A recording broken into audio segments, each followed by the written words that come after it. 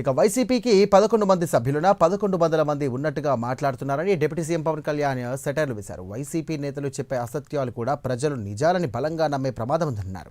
ఇతరుల స్వేచ్ఛను, హక్కులను హరించడం తమ హక్కని వైసీపీ భావిస్తోందని మండిపడ్డారు. ఇలాంటి అసభ్య పదజాలంతో మాట్లాడే వారిని కట్టడి చేయాలని ఆయన కోరారు. ఇక దోపిడీ చేసే దొంగ పోలీసులను చూసి దొంగ దొంగ అని అరిచినట్టుగా ఉందని, జగన్ అండ్ కో తీరు అలాగే ప్రవర్తిస్తున్నారని పవన్ కళ్యాణ్ కామెంట్స్ చేశారు.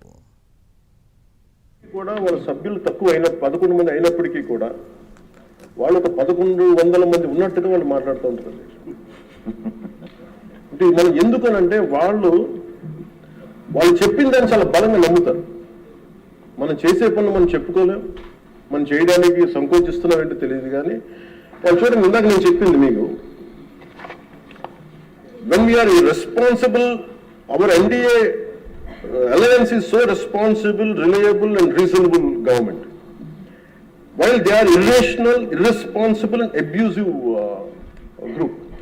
వీటన్నిటి మధ్యలో మనం కూర్చోబెట్టి మనం ఏదైనా మాట్లాడాలి అంటే మనందరం కూడా ఒక ఏకాభిప్రాయం మీద ఒక ఏకత్వం ఉండాలి అనేది నేను మనస్ఫూర్తిగా సభ్యులందరినీ కూడా నేను కోరుకుంటాను. అంటే చూడండి, ఆర్టికల్ 21 కాన్స్టిట్యూషన్ ఆఫ్ ఇండియాలో protection of life and personal liberty మాట్లాడితే మేబీ వాళ్ళు ఏమనుకున్నారంటే endangering others life, violating their liberty must be fundamental rights అనుకుంటున్నారు. ఇది మనం కరెక్ట్ చేయాలి.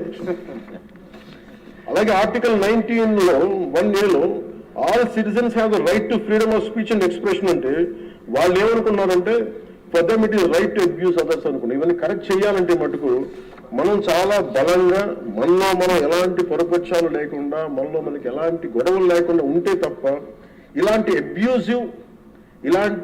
అబ్యూజివ్ వ్యక్తుల సమూహాన్ని మనం ఎదుర్కోలేము అధ్యక్ష. కల్తీలు వాళ్ళే చేస్తారు, వాళ్ళే బూతులు తిడతారు. ఎలా ఉంటుందంటే హిందీలో చెప్తారు,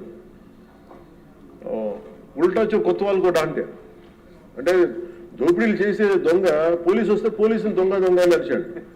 వాళ్ళే తిట్టి, వాళ్ళే అబ్యూస్ చేసి మళ్ళీ మనం తిట్టామని చెప్తారు. కల్తీలు వాళ్ళే చేస్తారు. కానీ మనం డిఫెండ్ చేసుకోవడానికి irrespective of whether we are from different parties, మనం విభిన్నమైన కుల సమూహాల నుంచి రావచ్చు. కానీ బట్ రాష్ట్ర ప్రయోజనాలకి మనందరం ఒకే గలంతో ఉండాలని మనస్ఫూర్తిగా మీ ద్వారా నేను అందరూ ఉండాలని కోరుతున్నాను.